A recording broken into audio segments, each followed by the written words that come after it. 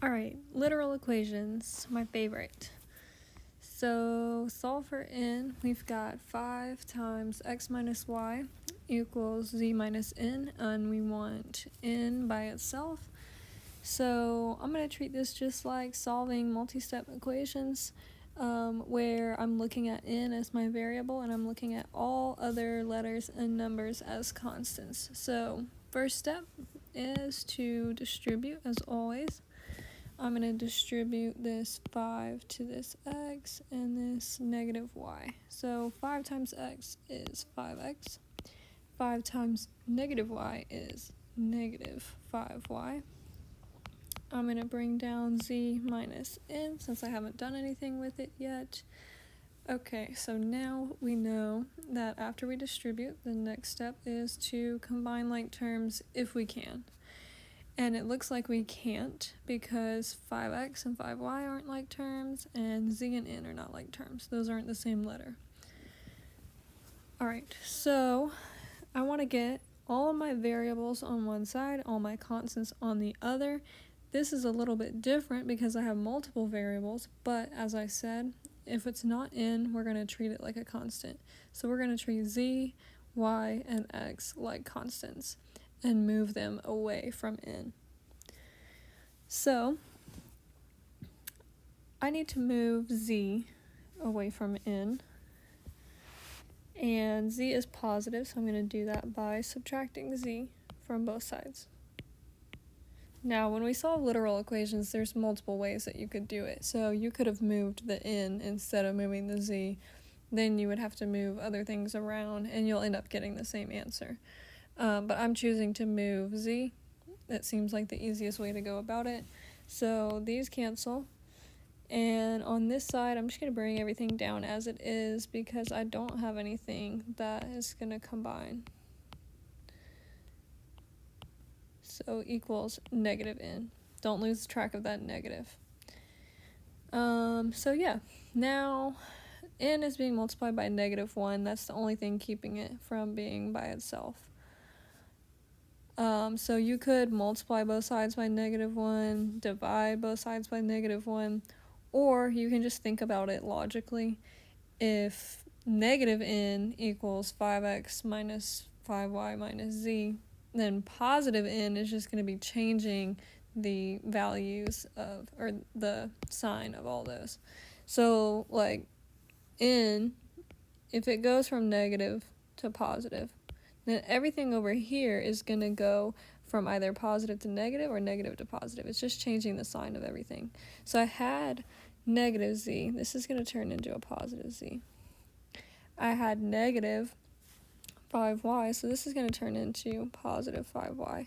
And I had positive 5x. This is going to turn into negative 5x. So that would be your answer right there. That's what n equals.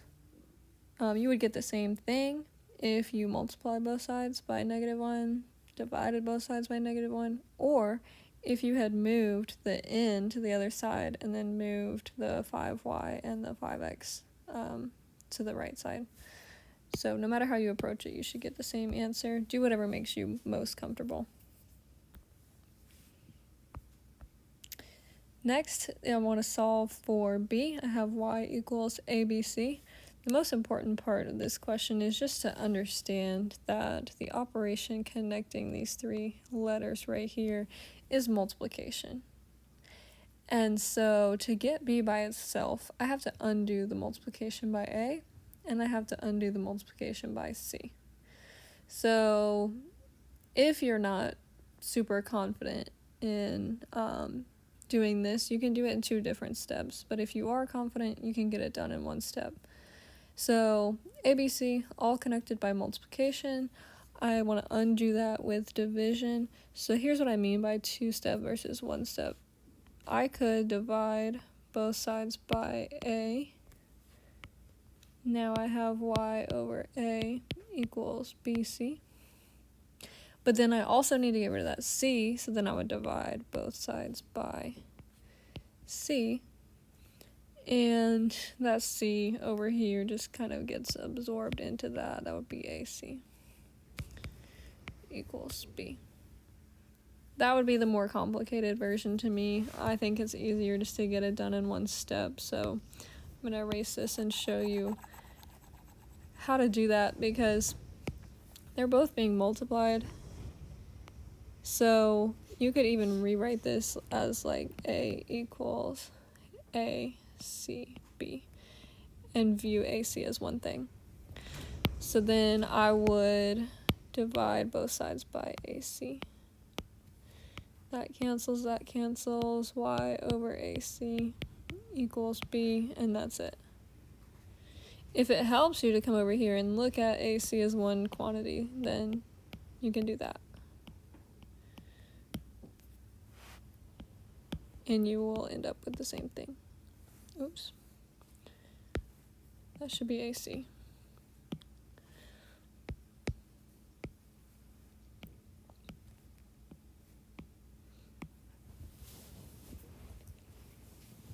Okay. Next, I want to solve for y. I have 32x minus 8y equals 40. I don't have anything I can distribute. I don't have anything I can combine. I want to get y by itself. I'm going to treat 32x as a constant, and I'm going to treat 40 as a constant, just because those are my terms that don't have y in them. So I could move negative 32x to the other side. Those cancel. I get negative 8y equals 40 minus 32x. And then I want y all the way by itself. It's being multiplied by negative 8. So in order to undo multiplication by negative 8, I'm going to divide both sides by negative 8. And I get y equals 40 minus 32x over negative 8. Now, unfortunately, when you're taking like a multiple choice exam, you are kind of limited to solving the problem the way that they want you to solve the problem, because you might get this answer and it's correct, but it's not an answer choice. And that's because there's so many different ways to go about it that are correct. Unfortunately, the person that wrote the test chose a different way than you. So we can kind of manipulate this and change it around to get what they might have gotten. And so first of all, they probably don't have a negative in the denominator. So if you divide by negative 8, then they're probably changing that to where the top kind of assumes that negative and the bottom stays positive 8. But actually this can be simplified, since 40 and 32 are both multiples of 8. So probably like how you're going to see it on the test would be equals 40 divided by negative 8 is negative 5, and 32 divided by 8. So those are both negative. So a negative divided by a negative is a positive. This would be plus 4x. So really how you're going to see it as a multiple choice test would definitely be 4x, not plus, minus 5.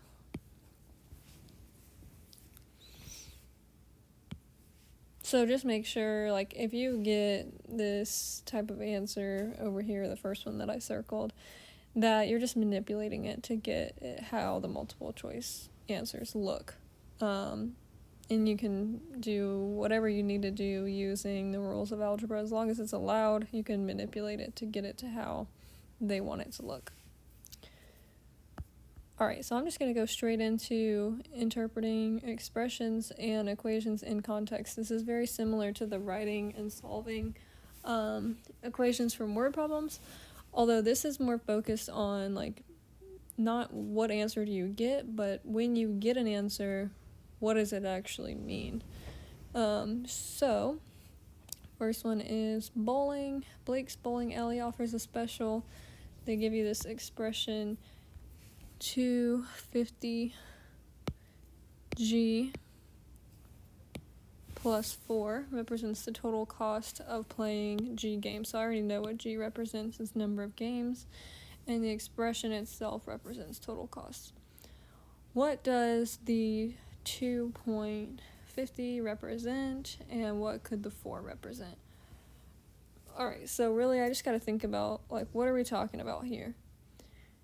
We're talking about bowling, and how the number of games, which is represented by G, affects the total cost, which is represented by this expression here.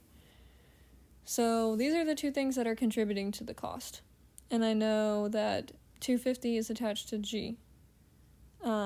G represents number of games, so 250 must represent the cost for each game, because this quantity right here represents like how much I'm paying for all the games that I've played. And then $4,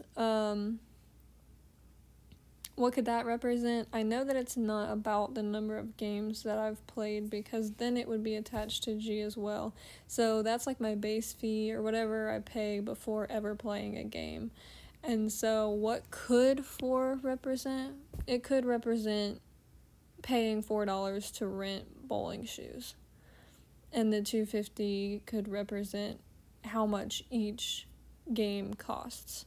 So 250 cost per game, $4 cost to rent shoes.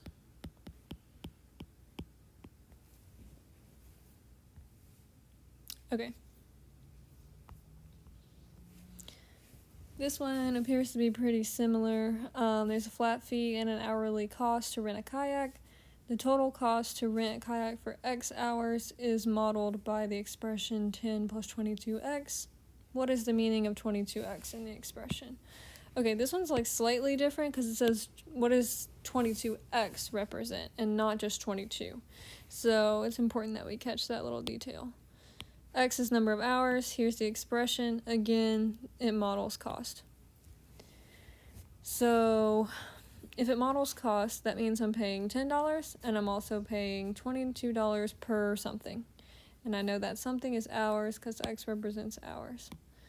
So,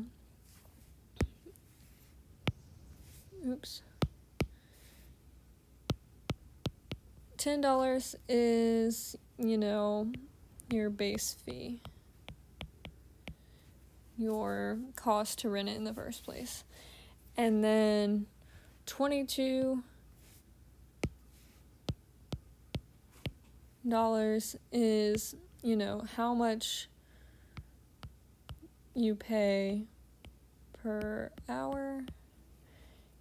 And then X is number of hours. So we've got to go a step further and say, what does 22x mean? 22x is how much you're paying for X amount of hours. So I know that sounds exactly like what we said here, but it's slightly different. This $22 is what you're paying per hour. X is the number of hours, and therefore 22x is your cost for X hours. So cost to rent a kayak for X hours. And excuse my handwriting on this thing. Alright, hopefully that makes sense. Last one, computer repair. The bill to repair a computer is represented by this expression 44 plus 45H. H represents the number of hours it takes to repair the computer.